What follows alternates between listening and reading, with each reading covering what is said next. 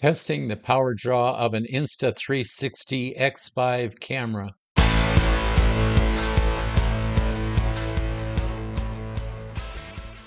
G'day folks, Don here from 3BR Power Sports. We make all-weather external power kits and sun shields with external power kits for action cameras like the DJI, GoPro, and Insta360 cameras.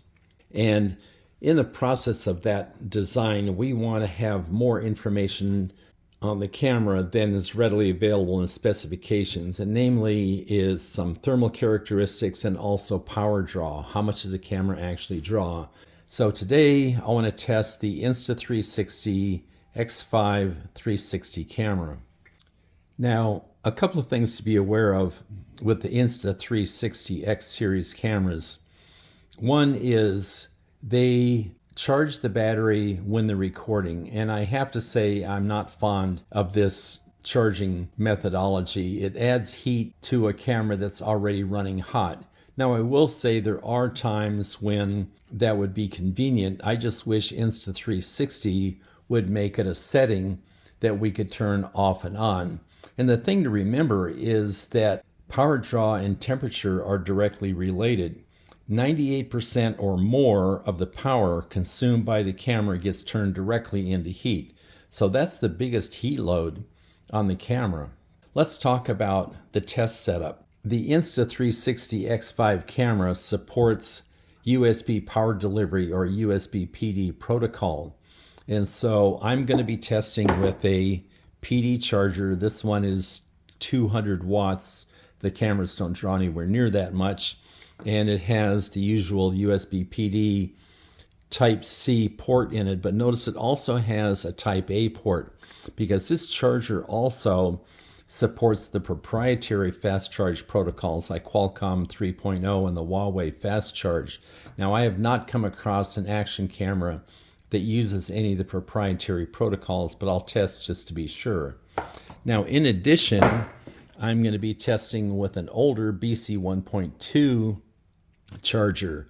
I'll be testing and gathering information on this little USB tester, which is connected to my laptop, and will be recording both voltage and current, which the tester automatically converts to watts. As I collect data, I'll be recording it on a spreadsheet like so. And you can see it's set up to test with and without a battery, USB PD, BC 1.2, and you can't test all the modes in a reasonable amount of time. So I'm going to test with the camera off, on, and then these record modes with all the other default settings turned on, whatever they may be. So 8K 30, 5.7K 60, 4K 120, and finally 4K 60 single lens. So let's go ahead and get started. All right, the camera's off. And you can see that it immediately jumps into USB PD mode, and we are drawing about 20 watts, something like that. Now that's a nice charge level. And notice it bounces all over the place. This is the camera negotiating with the charger, telling it how much it can handle. And the camera is being careful not to overload the batteries, so it's doing all kinds of magic to get a good charge level.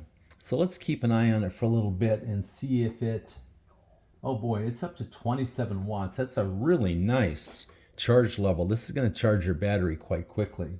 And since it is bouncing all around, it's hard to pick a single value. And what I typically do is try to get something that's about the average.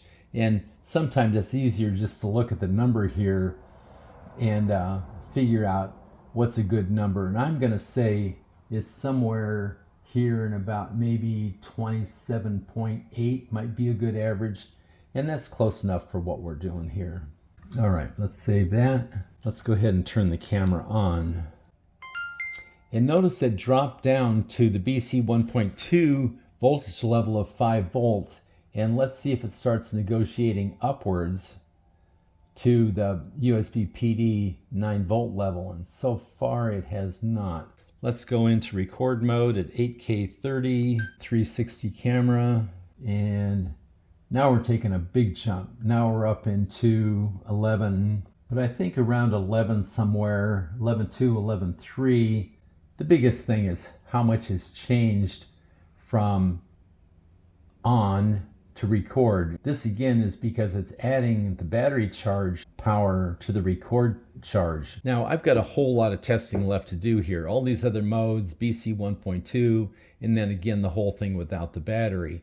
And rather than bore you with all these numbers, I'm going to put it on pause, go through, finish the testing, and then we'll come back and revisit these numbers. Okay, I'm back.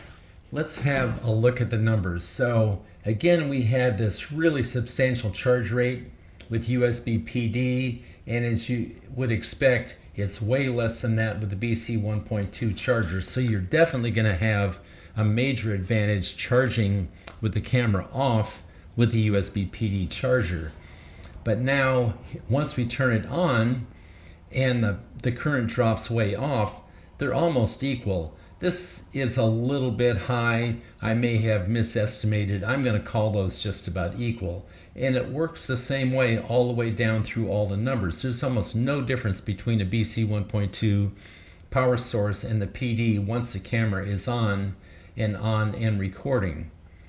Now let's have a look at the comparison between with and without a battery, and this is substantial. And again, if you're recording on a hot day and you're stationary or somewhat stationary, say you're fishing from a kayak, you're going to want to keep that camera as cool as possible, and the way to do that is to take the battery out. And it's not easy with the X series cameras. You either have to take the battery and door apart, so you have just the door, or maybe tape over the battery compartment.